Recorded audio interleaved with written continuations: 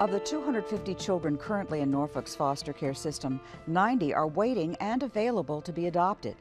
Each child has a story and carries the hope of finding their forever family. The adoptive parent of one such child joins us today to share her experience.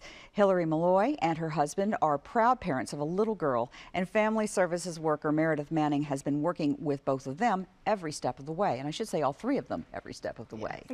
So, Hillary, you're relatively new foster parent, and yet now you find yourself in a little bit of a different role. So getting into foster parenting to begin with, it was a decision that you and your husband had made. What prompted you to get involved? We actually had some infertility problems. We tried to get pregnant for about 4, almost 5 years, and it got to the point where it was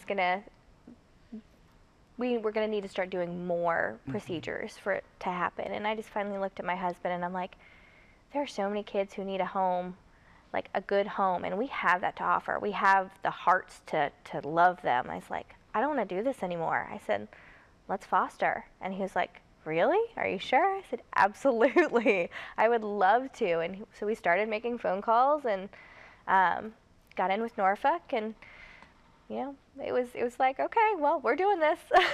Wow. And so you got your first child. Yep. And that was it takes a while sometimes, doesn't it? It does. Right. The whole process, once we got started, we did the Pride training and then the home study. That whole process probably took us about 8 or 9 months. Once we got through that, it was about another month after we were licensed that we got our first phone call.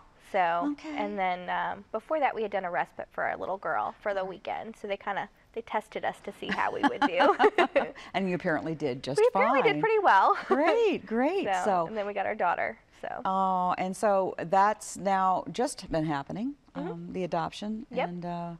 And I understand she is a bundle of joy and a bundle of energy too. Yes, she is. Yes. She keeps me very busy. All right, and she's what? How old now? 2.5. 2.5. Yep. All right. Meredith Manning, who works with the Department of Human Services, has been working with them on this. So the two of these two women have definitely gotten to know one another. Yes. And certainly, and your husband's, it's like, hey, what about me? No, I'm sure he's a big part of that too. No, but he's the big personality in our relationship. Okay. He's the one, if he were here right now, he'd be misbehaving for sure. Well, then he's got a perfect role model. Yeah. Yeah. So the process of becoming a foster parent is not as easy as just picking up the phone and saying, I want to be a foster parent, or I want to adopt a child. There is a process involved in this. So right. Well, that's where it starts. Yeah. You contact City of Norfolk and you speak with Tanya Wheeler. She's our person of contact. The phone number is 757-664-3386. Okay. She is in our resource department. You complete 27 hours of Pride training. You have to have an approved placement, which includes they come to your home, they view the safety of your home. Then you complete a home study. It includes 3 visits. You complete background checks, and then that includes CPS checks, criminal history, making sure there are no barrier crimes. Once all of that is completed, then you are able to have a child placed in your home. So just as Hillary had mentioned, they had the call. You know, you get all of your training completed and then you wait for the call. Sometimes it can happen pretty fast, and then sometimes Hillary, it took about a month and she got the call. For Anne, she got the call, and Anne was in her home for 911 days. Yep. Yep. Wow. 911 days to finalization. So yes. We had her since she was 4 days old. Wow. Yeah. Wow. And so now you've got a little girl, and but the process itself, I'm sure, had some surprises in there. Yes. Yeah, it's definitely an emotional roller coaster going through foster care and adoptions. You have your moments of, oh, yay, and then your moments of, what's going on? So Norfolk's pretty used to hearing from us. What's going on, guys? Well, that says something too, because you're very accessible when it comes to people who are foster or adoptive parents. You want to make sure that they know there's somebody they can call if they have a question, because I'm sure questions arise frequently. Yeah. Yes. Meredith usually answers on like the second ring. That's what? All right. So what do you find so far to be the best part of all of this?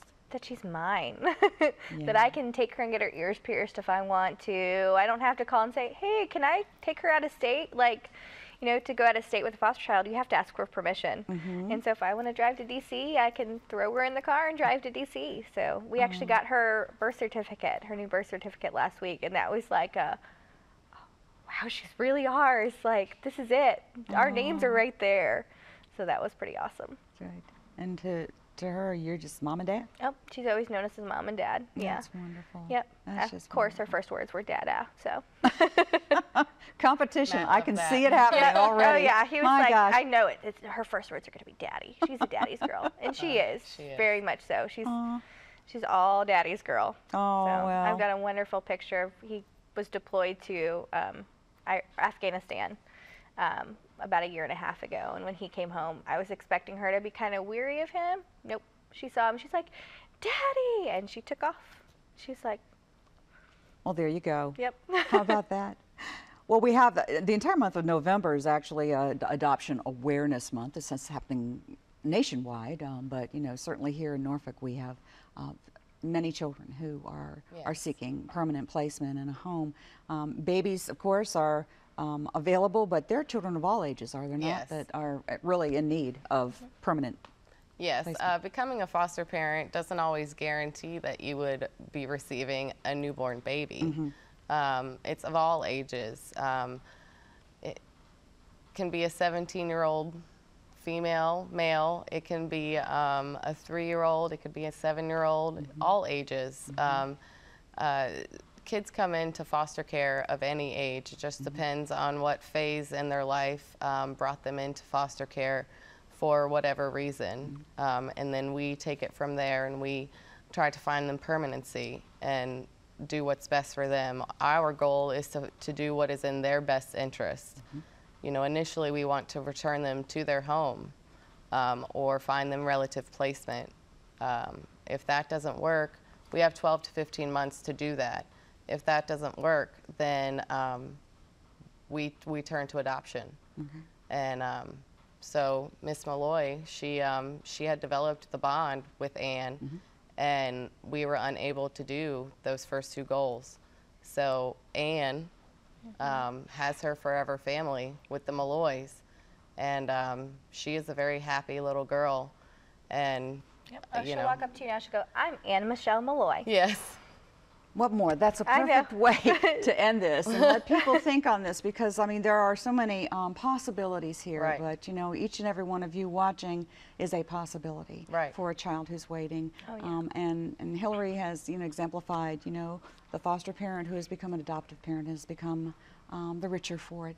Thank you for sharing your story. Absolutely. I Thanks, love it. Meredith, for filling in all Absolutely. those blanks. There's a lot Anytime. to know. All right, and we hope you'll call. Well, watch city staff battle it out on the basketball court in support of Norfolk's disabled and older adults in need. We'll be right back.